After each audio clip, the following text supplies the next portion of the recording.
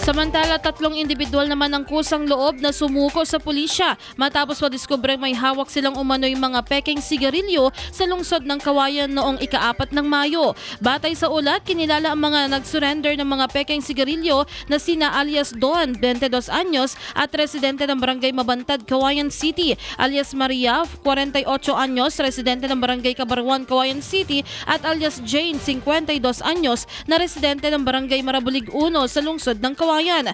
Personal na nagtungo mga ito sa himpilan ng pulisya at voluntaryong isinuko ang mga hinihinalang pekeng sigarilyo.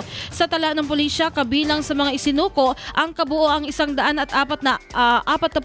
na pakete ng iba't ibang brand ng sigarilyo tulad ng Golden Leaf, RGD at FS. Tinatayang nagkakahalaga ang mga ito ng humigit kumulang 12,320 pesos. Sa ngayon, nasa kustodiya na ng pulisya ang mga nasabing ebidensya para sa kaukulang dokumentasyon at wastong disposisyon. Patuloy namang pinaalalahanan ng mga otoridad ang publiko laban sa pagbebenta at pagbili ng mga pekeng produkto, lalo na kung ito ay maaaring magdulot ng panganib sa kalusugan at paglabag sa batas.